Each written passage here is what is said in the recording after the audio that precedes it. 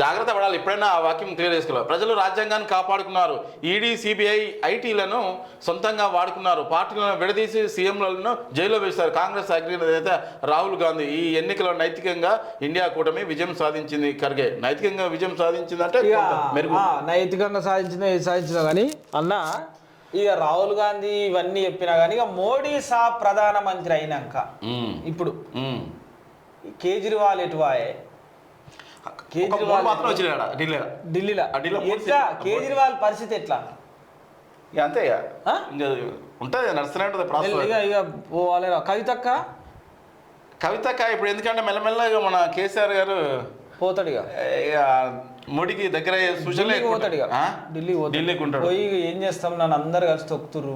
ఇక ఆయనతో కూడా ఒక్క సీటు కూడా రాలేని పరిస్థితి అయింది. తెలంగాణ తెచ్చినోని నేను, ఇంత కష్టపడ్డాను నేను. ఇక నువ్వే కనికరం చూపు, నువ్వే దిక్కంటాడు. ఎందుకంటే నేను సోనియా గాంధీ దగ్గరగా పోను, రాహుల్ గాంధీ దగ్గరగా పోను, ఇటు రేవంత్ రెడ్డి నన్ను రానియాడు. అయినా నేను పోను, నేను ఎందుకు పోతానా, నేను తెచ్చిన రాష్ట్రంలో వాళ్ళు చేలుతుర్రు అని అంటాడు. అని ఇక ఏదోటి చెప్పి మత్మరిచ్చి ఇక నువ్వు నాకు సపోర్ట్ చేయి, నేను మొత్తం అన్ని కొట్టుకొస్తా అంటాడు. ఈ మనిషి ఇంకా 5 సంవత్సరాల అంటాడు స్థానిక సంస్థలలో ఒక వ్యాక్యూమ్ ఏర్పడుతుంది. అంటే ఒక వెల్తీ. ఎందుకంటే కాంగ్రెస్ కి అపోజిట్ ఒక పార్టీ కావాలి కదా. బీఆర్ఎస్ కి చూద్దామంటున్నా ఒక్కరు లేరడ. కానీ లోకల్లో ఉన్నారు.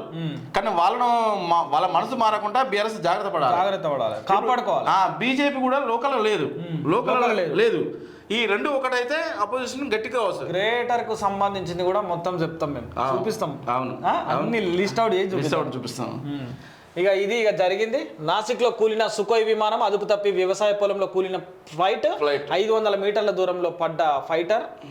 జెట్ భాగాలు పైలట్, కో పైలట్ ఇద్దరు సురక్షితంగా. First time pilot, co pilot సురక్షితంగా పడ్డారు. గ్రేట్ అన్న, గ్రేట్. అది వాళ్ళకు నూకల్ని భూమి మీద నూకల్ని. మల్లికార్జున గారికి ఎట్లా అల్ప సంతోషమే, ఎందుకంటే పూర్తి రావాలి. ఈయనకి ఇక ఏం చెప్తుంది, వాళ్ళిద్దరు ఈయనతో మాట్లాడిస్తారు. ఆదాబ్ హైదరాబాద్ ఉన్నటువంటి పత్రికల వార్తలు